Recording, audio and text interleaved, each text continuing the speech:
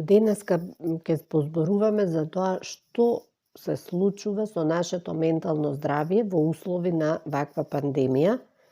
И ова не е обична и вообичаена состојба за нас. Ова е нешто што на ниво на цела планета за прв пат се случува и за тоа е битно да јасно знаеме, да можеме да препознаеме на кој начин и какви промени се случуваат и на ментален и на емотивен план кај човекот. Сигурна сум дека ако се запрашате себе си, ќе видите дека вашиот живот претрпел сериозни промени. Размислете, пробајте да се артикулирате кои се тие промени кои што се случија во изминатава година дена, а се исклучително значајни и се резултат на кризата предизвикана од корона. И сега, како тие промени влијаат и како целата оваа состојба влијае врз нас? Значи, најпрвин сите почувствувавме немоќ, бидејќи вирусот е нешто што не можеме да го видиме, нешто многу ситно, невидливо, но нешто многу моќно, затоа што нас го кликна на колена целиот свет. Сите почувствувавме екзистенцијален страв од типот дали ќе преживеам или не, дали ќе се заразам, дали како да се сочувам подобро од зараза, па се активираа нашите сите и фобични и обсесивни страни со дезинфицирање, со пребришување повеќе пати, со миење раце и така натаму. Најголем дел од нас, за жал, почувствува и страв од финансиски колапс, заради тоа што многу луѓе останаа без работа, многу индустрии се затворени или се пред колапс и секако дека тоа не може да остави никого рамнодушен.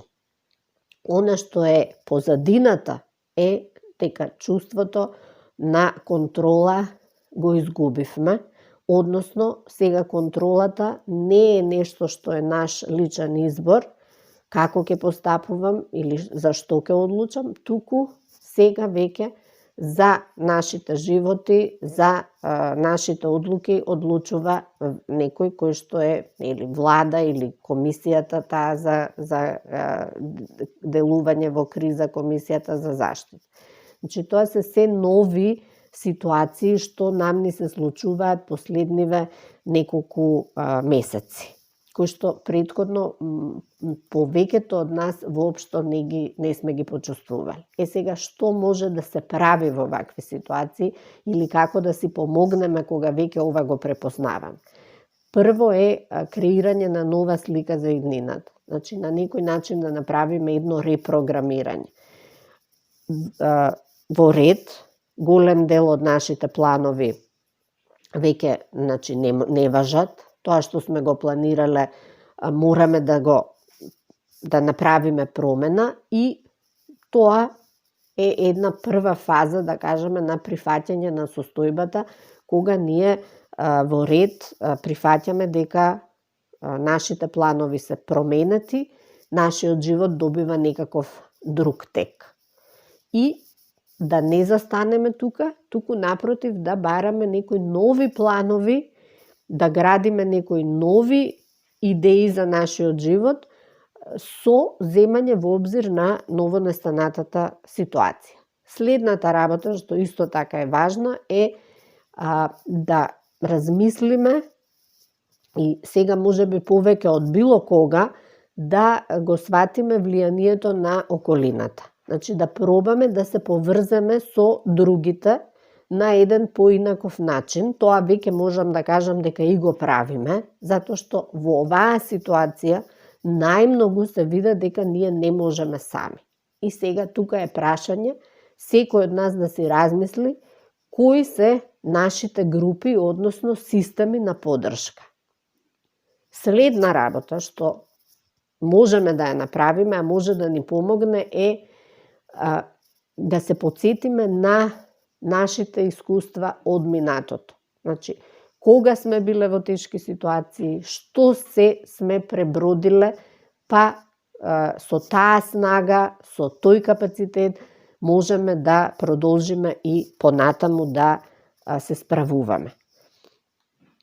Следната многу значајна работа е она што се покажа како исклучително важно во овој период, а тоа е ставањето на интересот на заедницата, на сите нас, наспроти индивидуот, наспроти јас. Значи, сега, практично на светско ниво, на глобално ниво, интересот на заедницата е наспроти личниот интерес. Секако дека ова некои од нас го доживуваат фрустрирачки, бидејќи тоа значи да јас моите потреби лични ги ставам во позадина во име на заедницата, во име на здравјето на другите, во име на почитување на тие мерки и правила. И од друга страна пак, она што е придобивка од сето ова, мислам е дека ние увидовме колку оваа, да кажам, кризна ситуација не направи некои од нас да бидеме похумани, посолидарни, поемпатични и да работиме на темата на полето на соживот.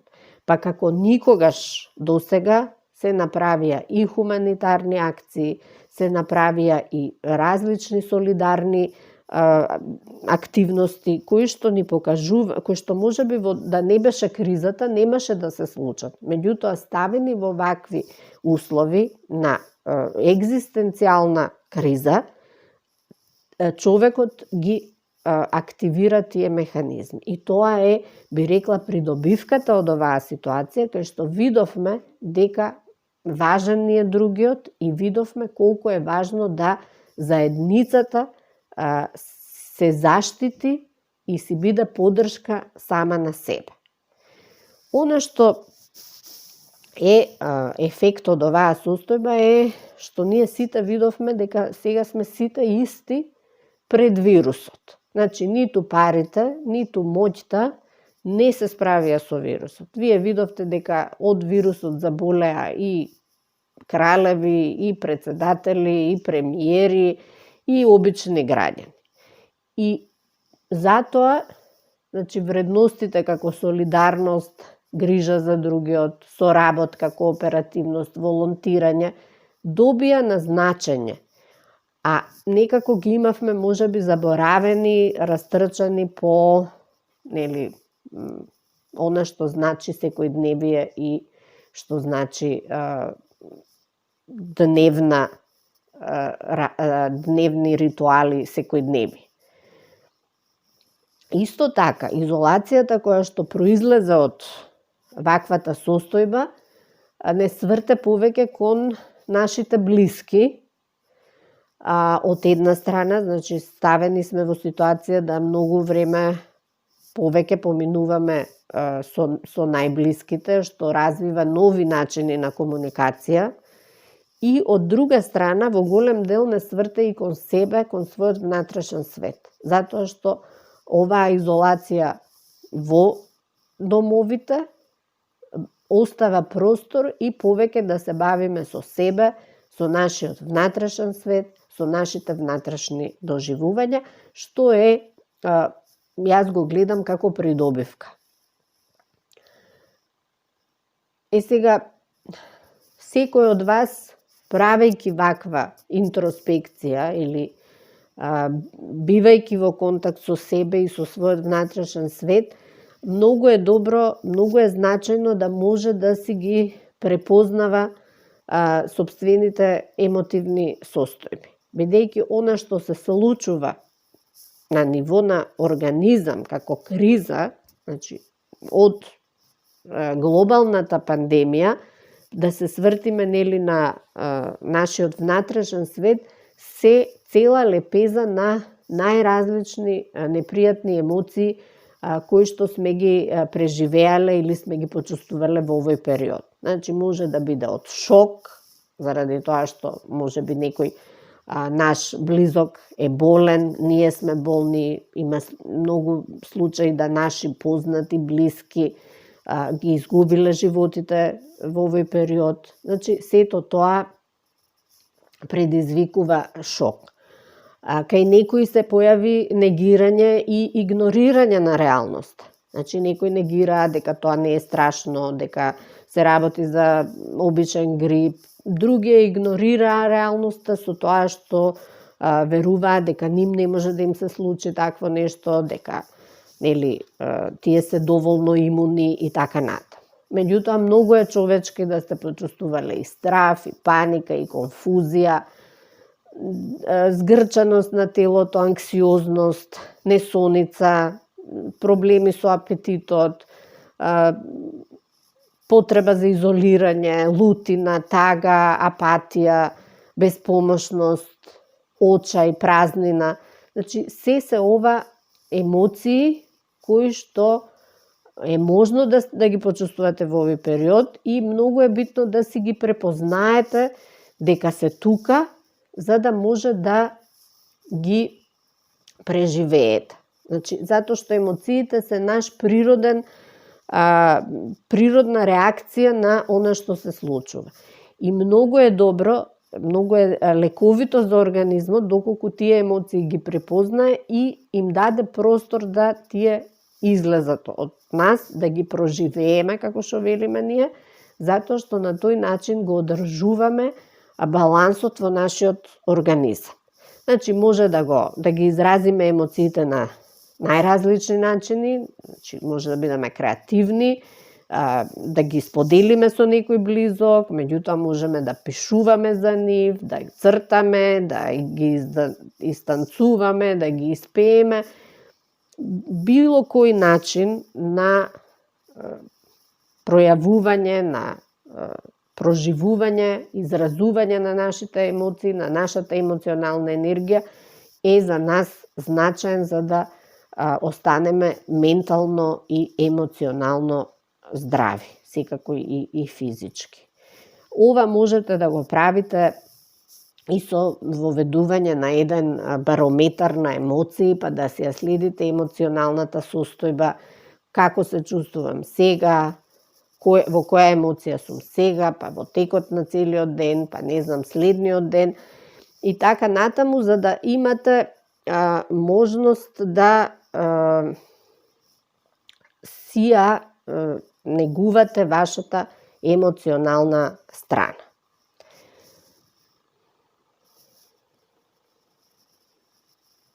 Што исто така, освен овој контакт и изразување на емоциите, можете да го направите, ќе ви помогне. Значи, многу е битно во овие услови да имате јасна структура на денот, бидејќи многу и училиштата, и факултетите работат онлайн. И тоа ни дава, не става во една ситуација да можеме да се бавиме без јасна структура, што може да предизвика други проблеми. Затоа е многу битно да се воспостави јасна структура на денот, бидејќи тоа е она чувство дека да, од мене ова зависи, јас имам контрола, можеби немам контрола врз она што се случува во светот, меѓутоа имам контрола во она што значи избор како јас ќе го поминам денес денот. Негата за себе, грижата за себе на сите нивоа, почнувајќи од физичка активност до различни техники на медитација, на релаксација, спиритуални ритуали, сето ова е во насока на грижа и нега за себе, она што исклучително е важно во овој период да го практикуваме за да излеземе по-здрави од оваа ситуација што сите не снајде.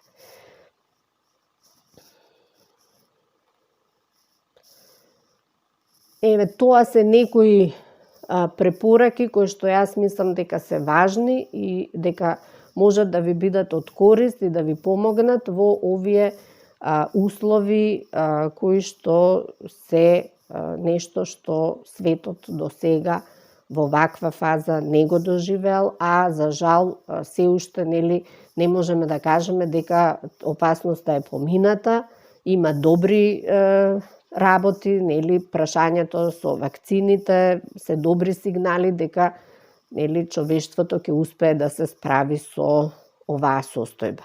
Ви благодарам на вниманието.